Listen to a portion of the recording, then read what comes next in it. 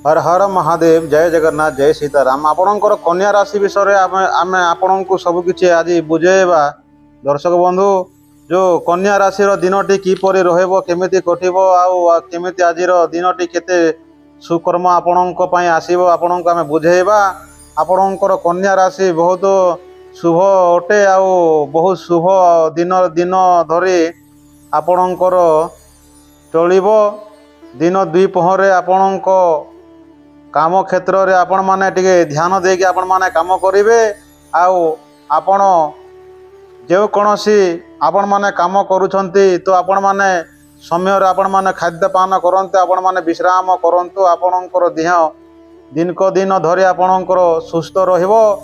दर्शक बंधु आपणकर जीवन रे अनेक केणीसी विपद आसी पारे तो आपण माने प्रभु बजरंग बाली को आपण माने सुवर्ण करंतु जप करंतु आपणकर विपद टली जीवो। तो दर्शक बंधु कन्या राशि व्यक्ति माने सकाळे संध्या रे आपण माने हनुमान चालीसा करंतु एई मुक्ति रो आपण माने एई विपद रो आपण माने मुक्ति करेबे श्री हनुमान चालीसा कले।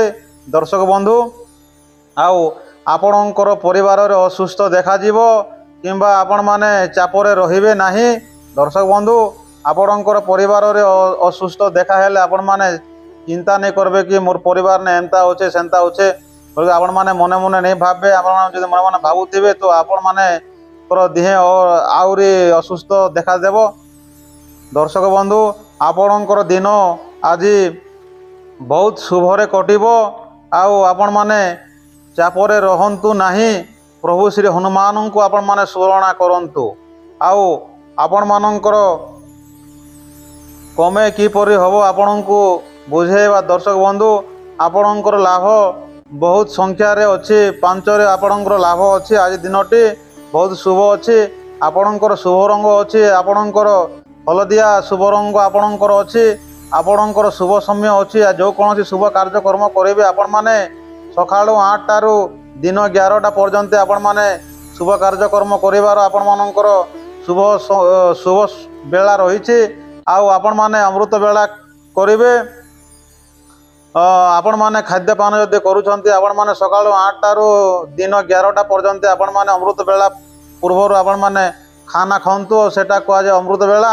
आपणकर काल बेला होचे दिन 12 टारू दिन 1:45 मध्य आपणकर काल बेला रहीचे। दर्शक बंधु आपण माने दिन 12 रु आपण माने दिन 1:45